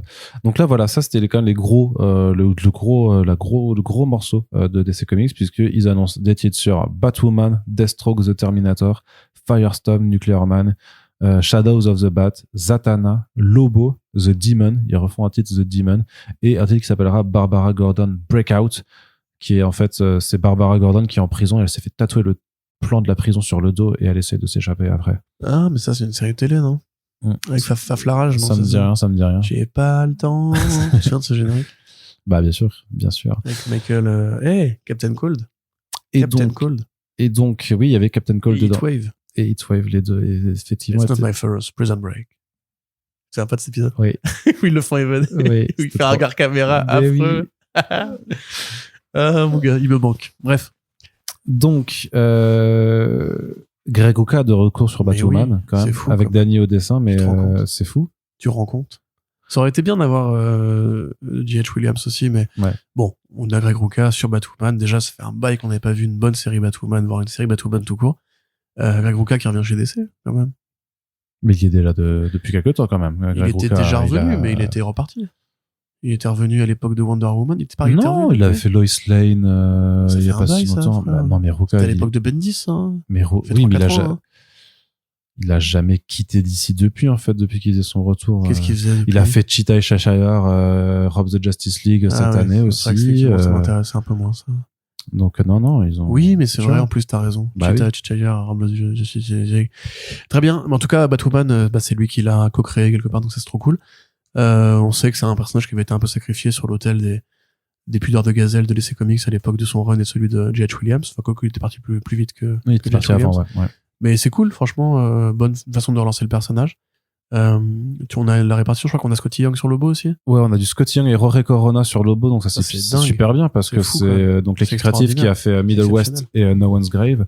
Donc ils continuent de travailler ensemble et donc ouais, sur du Lobo ça ne peut. Bah, connaissant ça sera le Scotty Young déjanté de I Hate Fairyland sur Bah Lobo, ouais. ça peut trop Puis bien Corona fonctionner. sur du Lobo, ça peut être trop aussi. Bah oui, c'est super beau. Super annonce. Je crois qu'on n'a pas eu trop d'autres titres. Je crois que Greg Rucka il est sur un autre titre peut-être encore, je sais plus. Mais là parce que t'as Rich de Billy Cool qui a fait 3 articles sur Jeff Lemire en disant il est peut-être là-dessus. Ah bah non en fait il est peut-être là-dessus. Ah bah non en fait il est ni sur l'un ni sur l'autre, donc il est un peu en train de spammer avec ses guesses, ses devinettes là, donc c'est un peu relou. Mais par contre dans les noms qui ont été annoncés, en plus de ceux qu'on a là, Jeff Lemire sera là. Il y aura Tony Flix. Il y aura Dennis Camp, Tony Flix. il y aura Mariko Tamaki, il y aura Jamal Campbell, Joshua Williamson Jamal forcément, et fucking James Harren. Du coup. James Harren. Ouais. Ultra méga.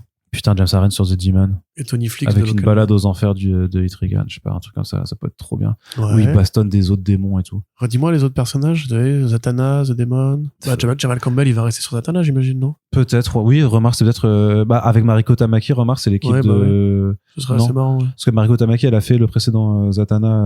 Bring Down the House. Ouais. Black Label, et après C'était Campbell en Black avait Label, repris en all-in, et je crois tout seul d'ailleurs, il écrivait. Oui, c'est ça, oui, avec la mini-série, ouais. Non, t'as Maki Shield comme personnage, alors, bah, sur Barbara Gordon. Ouais, T'as ou Maki. Shadows of the Bat, remarque, parce qu'elle avait fait Detective Comics aussi. Love avant. of the Bat, ouais, ça pourrait être cool. C'est cool de relancer ce projet-là, qui est l'une des séries historiques de l'univers Batman, enfin, l'une des titrailles historiques de l'univers Batman. Firestorm, faut quand même des énormes baloches pour relancer une série Firestorm aujourd'hui, hein. Ouais, parce que le dernier volume, en plus, c'était avec Keith Giffen, je crois. Il y avait un truc comme ça, puis c'était vraiment pas bien, le quoi. personnage, il marche pas, quoi. Ouais. Enfin, il marche plus. Il a marché à une époque, il marche plus. Si tu le fais en comédie slapstick, un peu, je sais pas, tu vois, mais... Ou alors tu fais vraiment un truc ultra déconstruit sur la peur nucléaire et tout. Ouais. Mais après, ouais, The Demon carrément. Barbara Gordon carrément. Zatanna, mon amour. Non, mais belles équipes créatives. C'est que des gros noms, c'est que des noms talentueux. On n'a pas encore le détail de qui va se retrouver sur quoi, hein, mais juste déjà un Lobo, Corona, Young et Greg Rucka sur Batwoman. Enfin, effectivement, c'est pas qu'on est partisans ou quoi, c'est que je pense qu'il y a des annonces chez DC qui correspondent mieux au goût de notre génération à nous, qui avons connu tous ces gens-là dans leur même James Harren, tu vois. C'est quand même il faut aller chercher James Harren, surtout que maintenant il a expérimenté la liberté totale de pouvoir créer un univers de 0 à 100. Je pense que ça n'a pas super bien marché pour lui, donc. Non, c'est sûr, mais ça a été remarqué par les professionnels du milieu, qui ont tous dit ce mec est fou, il a du talent, il a un talent de malade. C'est le nouveau Ryan Otley, tu vois. Il était déjà en activité depuis pas mal de temps. Ouais, mais donc quand même, tu vois, il y a un peu le Magnum Opus qui fait aussi tu vois un peu ce qui se trame dans le cerveau malade de ce monsieur, tu vois. Ouais. Mais effectivement, non, c'est une très très belle séquence d'annonces, mais pas forcément. C'est des machins qui vendront toujours moins que le moins de titres Spider-Man, tu vois. Donc, t'as aussi envie de dire, il y a plein de succès d'estime qui se trament dans la liste, mais bon. Il y a plein de succès d'estime qui sera dans la liste. Mais bon, il faut mais dire. Bon, Voilà. Mais bon, voilà. J'ai suivi ta Tu continues consigne. à dire ce que je dis. Ouais, c'est ça. Ok. Allez, on a terminé pour la C'est vrai partie. qu'il faut que tu dormes. Hein, on en a terminé pour c'est de ta faute. On en a non, pour j'étais dans une autre pièce, littéralement. C'est dire si c'est doublement ta faute. Non, c'est la faute de Fadiga. Mais non. Donc, vas-y, continue, ne te laisse pas déconcentrer. Partie écran, donc partie télé. Oui, on a eu un trailer pour Wonder Man, qui sera donc la série The Studio de Marvel Studios. Oui. Et c'est peut-être, du coup, c'est un peu touchy de dire parce que la série, c'est vraiment le côté. Non, mais là, t'es monté avant que The Studio. C'est la fatigue des super. Non, mais ça me fait marrer que Marvel Studios parle d'une série qui parle de la fatigue des super-héros à Hollywood et du coup d'un producteur qui essaie de relancer involontairement c'est très drôle, une vieille franchise, et donc Simon Williams, donc qui est incarné par Yahya Abdul-Mateen II, qui décide de jouer ce personnage. Alors, en plus, j'imagine que vu que donc l'acteur est noir et que l'ancien personnage dans l'univers est blanc, j'imagine qu'il y aura, ça abordera toujours les cris d'orfraie des débiles qui font oh non, mon personnage il est plus comme dans mon passé. C'est quand ça a été annoncé, il me semblait qu'il y avait eu des petits. Bon, il y en avait déjà eu. Comme ça, mais oui, en bien vrai, sûr. là, le trailer, j'ai pas spécialement vu de réaction. Non, mais je veux dire que la série abordera ça dans son propos à l'intérieur, oui, quoi. Bien sûr, mais ça, évidemment. C'est ça ce que je veux dire. Évidemment, quand tu le vois dans le trailer où il va sarcaster, le meuf lui répond ah, t'es sérieux, n'importe quoi. Non. Bon. Et il y a l'acteur qui joue le dictateur Ben dans Kingsley. Superman. Ah, pardon, oui, Bidule. Ouais. C'est Bidule, ouais. Oui, qui joue le réalisateur un peu fou. Mais qui joue exactement le même c'est le même personnage avec son faux Jodorowsky ou avec son accent et machin. C'est marrant parce qu'on lui a juste dit tu joues comme dans Superman et voilà. Mais le truc c'est qu'il l'a tourné avant. Ouais. Donc si ça se trouve James Gunn il avait vu des rushs et il a fait garde ce même personnage et fait pareil dans Superman. Je sais pas, c'est trop bizarre mais c'est vraiment le même. Peut-être. Complètement. Ouais. C'est exactement le même. Vasil Gurkov, voilà, Vasil Gurkov. Très bien. Du coup, ça te donne envie, toi curieusement, ouais, quand même. Parce que moi, j'aime bien les trucs un peu parodies qui essayent. Mais après, je trouve que c'est ultra casse-gueule parce qu'ils pourraient faire un truc qui est ultra pertinent, mais qui serait d'autant plus triste par rapport à leur propre situation. C'est-à-dire qu'ils pourraient expliquer, en gros, la série pourrait t'expliquer pourquoi effectivement les gens sont fatigués et que c'est pas lié aux super-héros mais aux mauvais films de super-héros, et tu pourrais dire yes, bah ouais, vous avez compris le problème, du coup pourquoi vous avez continué à faire des films pourris pendant toutes ces années. Mais tu sais, c'était le cas aussi de la série HBO là, The Franchise, The Franchise, ouais, exactement. C'était le même problème. Je l'ai pas regardé encore. Bah, ça ressemble beaucoup à ça, quoi, en fait. C'est encore un on-screen en retard, d'ailleurs, The Franchise. Oui, quelque part. Absolument. Mais surtout, c'est un peu le même truc. Il y a une facilité, un peu, je trouve, à vouloir avoir le beurre et l'argent du beurre, de te dire, on va faire une série qui critique les super-héros. Bah, c'est le syndrome Deadpool aussi, hein, tu sais. Avec ce côté ludique, c'est avec l'espèce de côté un peu free jazz, parce que c'est Hollywood, donc il y a une esthétique musicale et colorée, etc. Ah, La La Land. Effectivement, le côté, on va se foutre de la gueule des gens des fans qui critiquent les recasts de Ron One, alors que Disney est un peu en train de back down par rapport à ça dans la vraie vie. Après, la série, elle a été tournée il y a 3 ans déjà. Je sais bien, c'est un peu le problème aussi, c'est qu'effectivement, du coup, elle tourne après The Studio, qui a mis quand même une petite tartine sur le côté, voilà comment on peut écrire une comédie en se foutant de la gueule de la grammaire du cinéma. C'est bien ça. Bah oui, évidemment, Arnaud, intéresse-toi aux choses quand même, hein, cultive-toi. Mais je me descends de ton arbre. Mais je me cultive. Ah, sauvage. Juste pas comme toi. Donc, je joue à Hades, j'écoute du death metal. Donc, du doom metal aussi. Non, jamais. D'ailleurs, même pas de death. En plus, death metal, j'aime pas du tout. Très bien. Donc, voilà, non, effectivement, du coup, ça fait un peu décalé dans le temps. Et ça, par contre, ça risque de lui être reproché. C'est comme elle sort après le studio et après The Franchise, que personne n'a vu. Il y aura un peu ce côté, ah ouais, en fait, quand les studios, ils veulent se donner un petit côté cool, ils vont faire la mise en abîme de la déconstruction méta. Ce qui est dommage parce qu'il y a Abdul-Mateen II, bah c'est un bon perso. Il y a un petit côté Lupin d'ailleurs aussi, je pense pour justifier le entre guillemets le recast par un acteur noir. C'est qu'en fait tu vois que lui il allait voir les films sur le super-héros Wonder Man quand il était petit, un peu de la même façon que le Lupin de Omar Sy était fan des aventures de Lupin que son père lui racontait. Et du coup c'est une façon intelligente de comprendre que non, c'est pas du grand remplacement, c'est juste de la culture qu'on partage tous et toutes en commun. Néanmoins, et puis pareil, ils insistent beaucoup avec le personnage de Ben Kingsley, alors que je sais qu'il fait beaucoup Mary Yerim, Trevor Slattery. Moi, ça me fait pas rire en fait. Tu vois, dans Shang-Chi, j'ai encore en tête le fait que il parle à un animal qui a pas de visage et qu'il les guide à travers une forêt magique chinoise. Tu vois, et là, pareil, la vanne de, je crois que c'était un terroriste avant et tout, je sais pas, ça marche pas terrible.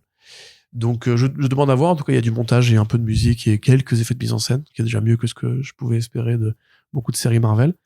Et il y a un concept qui ne ressemble pas à un concept de super-héros. Ouais. Donc quelque part, tant mieux. Mais je sais pas. Moi, je trouve que ça fait un peu emprunté.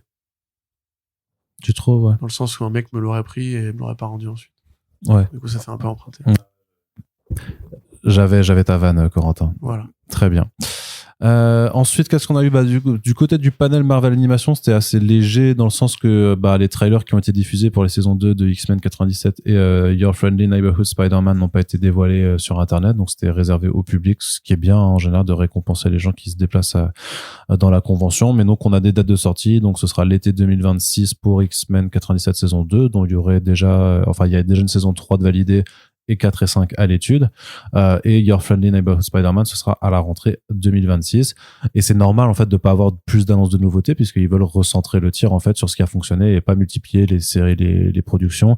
Et quand on voit le résultat avec Eyes of Wakanda et Marvel Zombies, c'est peut-être mieux, en fait, de se concentrer sur seulement 2 productions, de les faire durer un certain temps. Oui. Et de leur apporter une bonne conclusion, puis après de penser à faire peut-être une autre série, parce que oh putain, on l'a pas encore fait le on-screen avec Splinter sur Eyes of Wakanda et Marvel Zombies, mais ça va être gratiné quand même.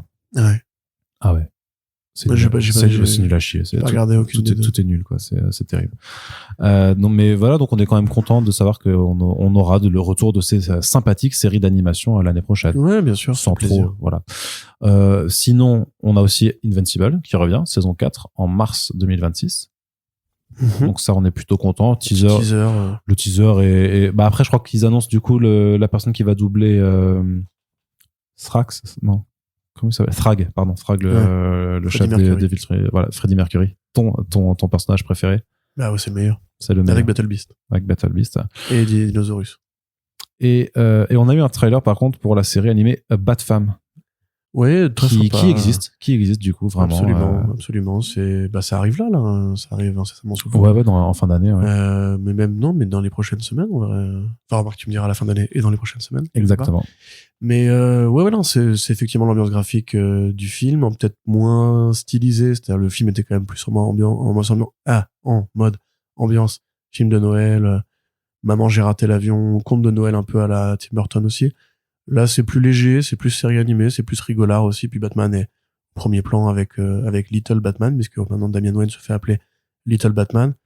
T'as des mécaniques familiales un peu, c'est très cool, très série, ouais, un peu Cartoon Network mais tu sais, Cartoon Network de l'époque bizarre, tu vois, de Rumple et Stimpy, on va dire, où il y avait comme un peu un côté crado. C'est Nickelodeon, merci. Tout à fait, Nickelodeon. Merci Fadiga qui intervient en micro. C'est plus du Nickelodeon au niveau du crado, en fait, au niveau du côté un peu les gueules pas possibles, les personnages qui vraiment sont pas esthétiques, tout est un peu chum et tout. Mais dans l'univers de Batman, avec un côté un peu, ouais, famille, gag, aventure. Voilà. Donc si vous aimez cette école de cartoon, un peu Razmoquette aussi, un peu Bob l'éponge, un peu chelou en fait, on va dire. Moi ça me plaît. C'est peut-être plus pour vous. De toute façon on en parlera, ça ferait toujours une série animée Batman en attendant le retour de Kate Crusader qui n'a pas du tout toujours pas été donné de évoqué, nouvelles, ouais, c'est ça qui est par la production. Très très très curieux d'ailleurs ça quand même. T'as pas mis d'ailleurs les podcasts Les podcasts audio? Ouais. Bah, c'est hors NYCC, j'ai l'impression. Donc, non, c'est pendant le panel. C'est Jim Lee qui a annoncé que Troy Baker allait reprendre le rôle D'accord, ok. de Joker dans l'adaptation audio de Killing Joke, ce qui est un peu bizarre parce qu'en fait, tu pourrais juste lancer le film sans image et t'aurais la version audio de Killing Joke, puisque c'est le même acteur. Ouais. Mais du coup, ouais, dans le DCI Volume, qui est une série en fait hebdomadaire de podcasts qui adapte les chefs-d'œuvre de Batman, ils ont annoncé qu'ils allaient faire Batman Ego, Batman the Gauntlet, Batman The Killing Joke, les origines Robin Year One et les origines de Oracle jusqu'à la fin de l'année prochaine. Jusqu'à la fin de l'année et le début de l'année prochaine. Très bien. Avec Troy Baker. Et on termine avec la grosse annonce pour le grand écran, mais en fait pas du tout, c'est juste que c'est des films d'animation, donc c'est dans la partie cinéma, mais en vrai c'est une partie écran, hein, je mettrai pas de timecode particulier juste parce que c'est un truc qui va être évoqué très rapidement, mais le prochain film d'animation d'essai qu'on va voir, c'est une adaptation de Batman Nightfall en plusieurs parties, a priori 3 ou 4 films. 4 justement, et toi tu disais justement que habituellement on découpe ça en 3 arcs Nightfall, mais là eux ils vont le faire en 4 parties. Je sais pas trop comment ils veulent le découper, quoi, mais c'est un peu tiré sur la corde. Tu trouves? C'est pas grave, hein. C'est juste. C'est quand même très dense, donc et vu la taille la durée de leur film d'animation en général, qui est quand même cadencé, balisé à 1h15, 1h20 max. Oui. J'ai pas l'impression que ce soit trop d'avoir 4 heures pour raconter quand même tout Nightfall. C'est pas ce que je voulais dire, c'est qu'en fait. Donc tu l'as mal dit complètement. C'est pas ce que je voulais dire. Ouais. Bah tu dis ce que tu veux dire en fait au lieu de dire ce que tu veux pas dire. C'est insupportable quand même cette histoire. Voilà. Donc ce que je voulais dire. Oui, bah dis-le. C'est que en fait, on n'a pas eu de nouvelles de ces équipes de WB Animation depuis un bail. C'est vrai. Donc a priori elles travaillaient là-dessus, mais ça fait quand même depuis novembre dernier qu'elles ont rien sorti puisque c'était Watchmen partie 2. Il y avait eu des rumeurs d'un film Jurassic League dont personne n'a reparlé depuis. Et le fait de prendre 4 films, ça veut dire prendre du coup le temps que ça prend de faire 4 films, au lieu de faire d'autres adaptations, alors qu'on sait pas vraiment si ce département-là des productions d'essais animés, il a encore un avenir, maintenant que James Gunn veut faire de l'animation à côté aussi. Et c'était ça ma question, en fait, tu vois. Oui, c'est plutôt que de faire 4 films, peut-être faites-en 2 fois 2. Ce qui fait 4 aussi. Mais c'est 2 films. Alors que là, c'est 1 x 4 ou 2 x 2. D'accord, ouais. Et si on peut faire 4 x 1, hein. Tu comprends ce que je veux dire ou pas? Le fait est qu'on sait. Ça dépend parce que des fois tu dis ce que tu dis pas ce que tu veux dire, donc bon. Moi, je croyais que ça allait être coulé, en fait. C'est pour ça qu'on avait plus de nouvelles d'eux, tu vois. Et en définitive, ils reviennent et ils disent on a 4 trucs de prévus, mais c'est un seul film, tu vois. C'est un peu dommage, je trouve. Ils pourraient adapter. Si c'est ambitieux, moi j'aime bien tu vois, The Dark Knight Returns en 2 parties, c'était très bien, hein. Oui, en vrai. Donc si c'est pour avoir quelque chose de 2 parties, c'était pas très bien. Ouais, mais c'est parce que ce serait avec un moteur graphique pourri de Watchmen. C'est ça, voilà, c'est une question plus de moteur graphique, tu vois, mais là si c'est avec du joli dessin animé, qu'ils ont pris justement le temps d'avoir une DA qui soit chouette pour que ce soit vraiment bien réalisé et bien mis en image, why not? Enfin, je sais pas, moi j'aime bien Nightfall, tu vois. Ouais, c'est pas ce que je disais. Je dis pas que j'aime pas Nightfall, tu m'écoutes pas du tout, en fait. Ah non, mais arrête de dire ce que tu dis pas. Vu qu'on ne sait pas combien de temps ça va durer, ça aurait été intéressant de proposer plus que Nightfall en 4 parties. Ils auraient pu le dire, sinon on a eu le feu vert de Warner Bros pour 4 trucs, enfin pour 4 films de 1h10.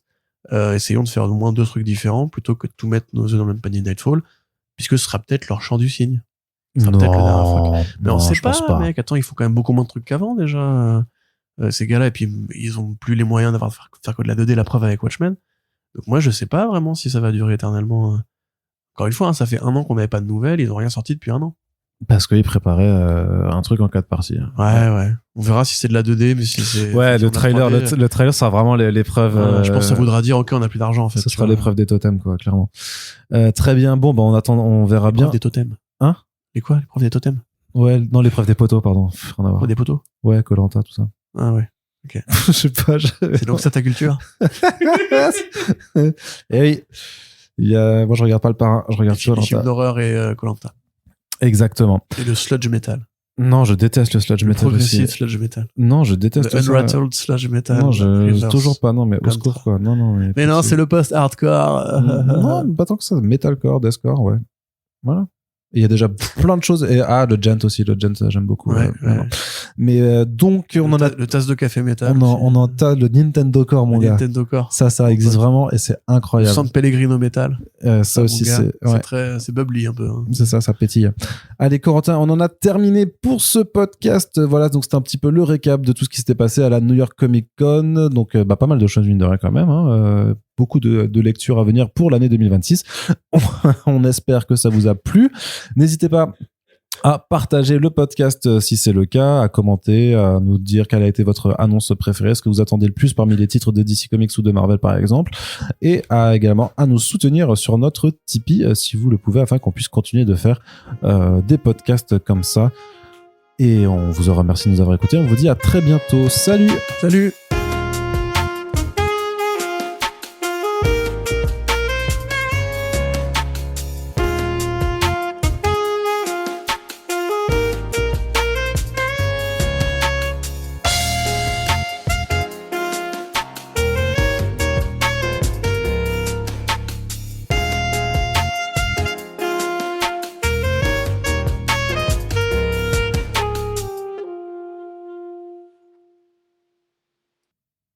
Bon, maintenant Corentin, ça fait depuis le dernier front page qu'on me demande la blague du shérif. Donc il faut que je te raconte la blague du shérif parce que c'est la demande populaire. Et moi, la blague du shérif. Moi, je suis un démocrate. J'écoute ce que peuple demande, peuple aura. En tout cas, quand c'est une blague du shérif, ça va. Parce que si vous commencez à me demander... Oui, parce que fais gaffe là. Oui, ils vont me demander des piscines en marbre et ça, je vais pas pouvoir vous les donner. Il y a combien de gens qui ont réclamé la blague du shérif aussi? Je sais pas, au moins 4. Mais c'est 4 personnes qui s'expriment. C'est 4 personnes qui s'expriment, c'est déjà beaucoup. Oui, c'est vrai. Par rapport au nombre de commentaires qu'on a et tout ça. Donc, en vrai, c'est... millions de gens qui nous écoutent. Exactement, c'est quand même pas mal. Donc, en fait, je précise le contexte. C'est une blague que me racontait mon grand-oncle. Donc, qui était une personne âgée. Du coup, avec des codes d'humour qui sont peut-être un peu... dégueulasse, elle est un peu crade, quoi. Mais c'est pour ça que j'hésite, à la raconter. En gros, ça se passe au Far West. Et donc au Far West, en fait, le shérif de la petite ville là, il est mort. Et donc, il y a un processus de recrutement pour avoir un nouveau shérif en ville. Et donc, voilà, c'est le Far West. C'est une autre époque, autre temps, autre mœurs. Et donc, en fait, pour devenir le nouveau shérif de la ville, il y a 2 épreuves à passer. D'une part, on t'enferme avec un ours et tu dois réussir à le buter. Tu colles une balle entre les 2 yeux, faut le buter, quoi. Et après, faut violer une squaw, quoi, parce que c'est la suprématie de l'homme blanc de l'époque, quoi. Donc voilà. Et donc voilà, il y a plusieurs prétendants qui arrivent je crois que c'était la fin de la blague, au poste c'est ça, qui arrive au poste de shérif. Et ça, il y en a un qui arrive là, grand blond, vraiment John Wayne, tu sais, là, très baraque, très très beau, c'est tout, et qui est prêt. Donc il n'est pas grand ni blond, mais c'est pas grave. Regarde du tout quoi tu veux. Ouais, mais je m'en fous, c'est pas comme si j'avais vu des films avec John Wayne, tu vois. Donc mais c'est comme ça, les gens ils ont l'image. Il est beau, tu vois. Ouais, il est beau. Il a du charisme, voilà. De la housse. C'est un mâle alpha, quoi. Ok. Et donc il arrive, il est prêt, il fait je suis un shérif et tout. Il rentre donc dans une sorte de cabane comme ça, dans lequel l'ours a été enfermé, quoi, pour pas qu'il s'échappe et tout. Et il rentre dedans et là, putain, un bordel, quoi. Ça fait du bruit, ça, la maison qui tremble et tout, ça hurle, ça, t'entends des rugissements et tout ça, quoi. Et puis d'un coup, silence et tout. Et puis il rentre dans la cabane, là le mec se fait découper, déchirer, machin, il est mort, quoi. Donc a priori il passe pas, quoi. T'en as un deuxième qui arrive aussi, un peu plus poivre et sel quand même, tu vois, un peu George Clooney quand même, plutôt charismatique aussi, quoi, qui a l'air assez confiant quand même et tout, mais bon, je sais pas, l'autre était tellement impressionnant que c'est un peu bizarre de le voir passer, quoi. Il y va quand même, il fait non mais je vais le buter cet ours, tout ça. Attendez, vous allez voir et tout ça. Donc il part, il rentre dans le cabanon et tout. Et là, franchement, un cri juste et c'est fini. Et il rentre, le mec, il s'est pris un coup de griffe dans la gorge et tout, mort instantané. Bon, ça commence mal quand même. Là, on ne risque pas d'avoir un shérif. Et c'est comme ça toute la journée, quand c'est des prétendants qui défient, et c'est un vrai carnage. Et quoi, l'ours est vraiment beaucoup, beaucoup trop fort, quoi. Et puis là, d'un coup, t'as Bob, le cowboy du coin, qui débarque. Alors lui, il a un peu de bedaine comme ça.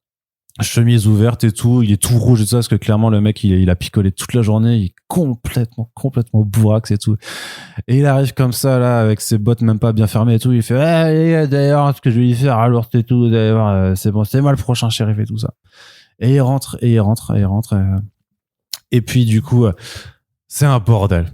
Les murs tremblent, on entend des rugissements, mais vraiment des cris pas possibles et tout. Là, t'as vraiment l'impression, t'as jamais entendu ça, c'est presque inhumain en fait, de tout ça, quoi. Et ça dure 15, 20 minutes et tout ça. Vraiment, tu sais pas ce qui se passe et tout, mais tu dis, c'est un truc de fou, quoi. C'est un truc de fou ce qui est en train de se passer. Et puis d'un coup, de nouveau, le silence et tout ça. Là, tout le monde se dit, merde, c'est bon, ça y est, il a tenu autant ce qu'il pouvait, puis il a pas réussi à le tuer, quoi. Et puis là, t'as le cowboy qui ouvre la porte comme ça, avec son pied comme ça, il donne un énorme coup de pied comme ça, il remonte son froc, il fait bon, et maintenant, où est-ce qu'elle est cette squaw, que je lui mets une balle entre les 2 yeux. Ouais, j'avais vu dire la fin. Oh, ça va, je pense. Ça va? Ouais. Je la garde.